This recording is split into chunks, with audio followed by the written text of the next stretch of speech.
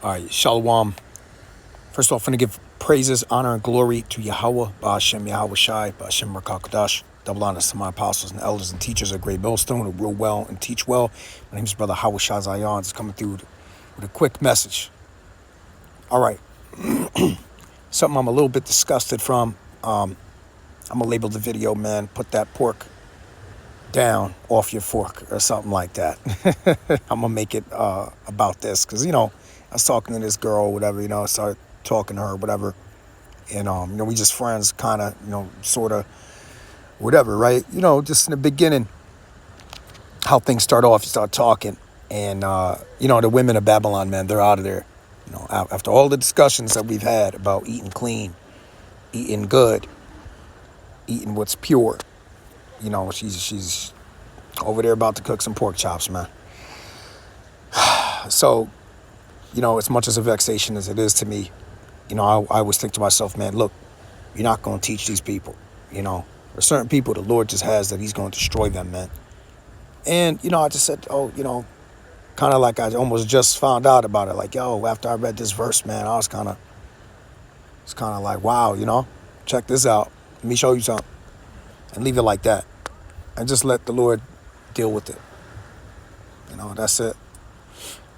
Isaiah 66:17 says, they that sanctify themselves and purify themselves in the gardens behind one tree in the midst, eating swine's flesh and the abomination, and the mouse shall be consumed together, saith Yahweh. All right, now, behind that one tree in the midst, all right, in those gardens, it's those harlot houses that excuse this type of behavior called churches. All right, these little gatherings of believers that are inside these little temples. But really, if they understood the scriptures, Acts 7 and verse number, I believe it's 48, says, howbeit that the Most High dwelleth not in temples made with hands. So the Lord's not dealing with that. You understand? So what's going to happen? It says, they that sanctify themselves and purify themselves in the gardens behind one tree in the midst, eating swine's flesh and the abomination. And the mouse shall be consumed together, saith Yahweh. Now, I don't know what power that you think is more powerful than Yahweh for this not to come to pass, for this not to be true. All right, because if you think that you could just make it clean, you're wrong. Okay, so let's check exhibit number A, or exhibit B, rather.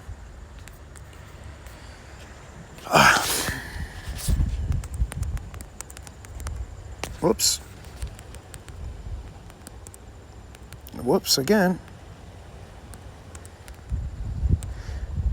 Okay. Job 14:4. Who can bring a clean thing out of an unclean? Not one. Okay, so this is not possible. You're not able to make things clean. Okay? You can't do that.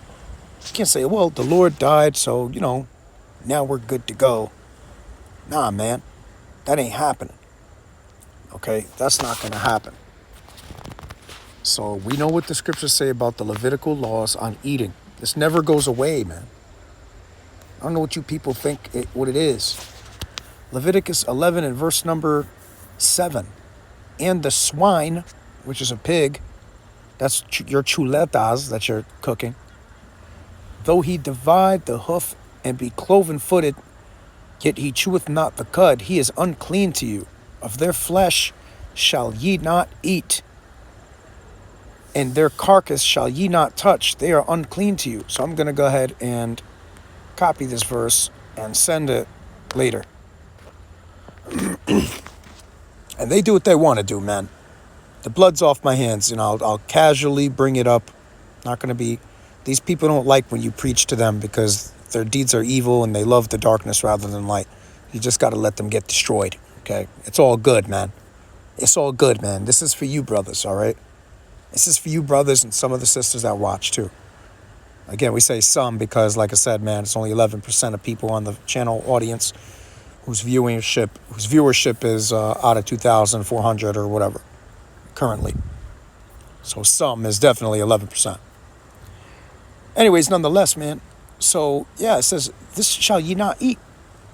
I mean, is that not enough for you, man? Is that not enough? So then you go to Acts of the Apostles, chapter 10, and you go to the vision of Peter. Right here, this is where the Christians try to justify it, but it's just saying the opposite. Acts 10 and verse 13. It says, "And there came a voice to him, 'Rise, Peter, kill and eat.' And Peter said, 'Not so, Lord, for I have never eaten anything that is common or unclean.' And the voice spake unto him again the second time, 'What God hath cleansed,'" and this is talking about spiritually the Israelite foreigners, okay, like Cornelius, who he's about to meet. It says, "Thou shalt not, slack it, thou call not thou clean or common. What God hath cleansed, that call not thou common." This was done thrice, and the vessel was received up again into heaven.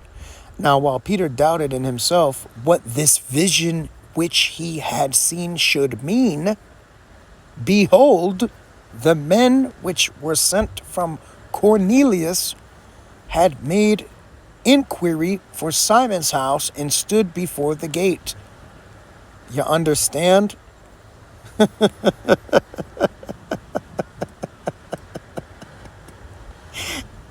See, the reason why I'm laughing is, if you would just read the scriptures with a level of discernment, it breaks itself down, man.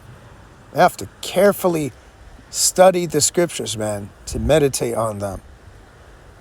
Clearly, Peter wasn't like, "Oh, okay, got it. Everything's unclean. Everything's clean, man, now," even though it wasn't before. No, that's why he sat and thought about what the vision should mean. Like, what is that about? Because I know that it's not lawful to eat that meat. And I know that that's wrong. It's not lawful because it cleans the ecosystem. It will kill you. Listen, if you went on an all pork diet, seriously, man, I'm serious with you, for a good month and a half, 2 months, you'd probably be passed away by the third month, man. I'm really not playing with you. You'd probably be dead from a heart attack, a serious heart attack at any age, man. All right? So clearly when Peter said,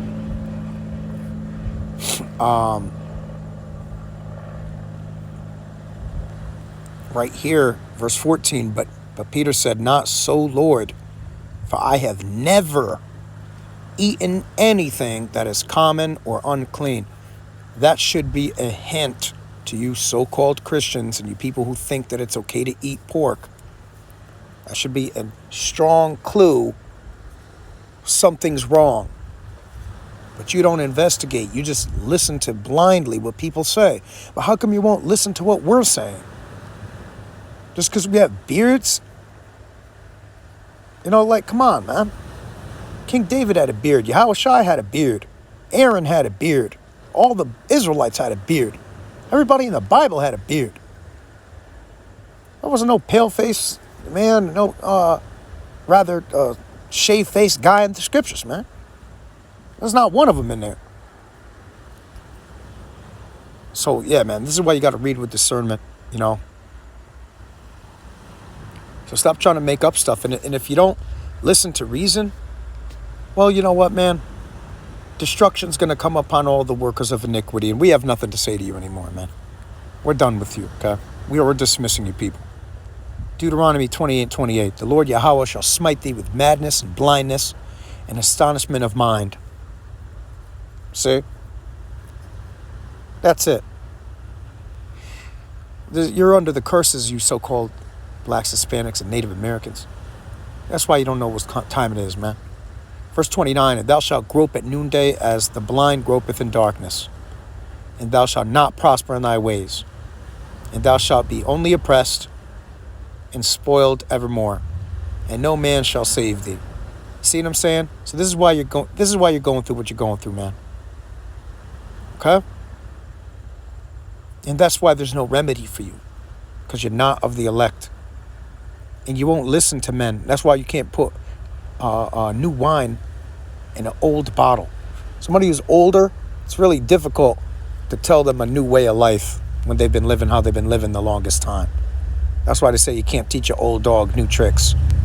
He's not in that stage of development where he's ready to learn and receive new information. When you're in your youth, you're ready to be having that zeal, man, like that strength and that power. You put it towards this, towards the knowledge, man. So, look, you either get down or lay down, because the Lord's going to come back, flaming fire, man, taking vengeance on all them that obey not the gospel, the scripture says, all right? So, hey, man, Lord willing, this was edifying, just a quick hit. Take that pork off your fork, man. Lest the Lord smite your ass down to the floor and destroy you, man. Bottom line. Shalom.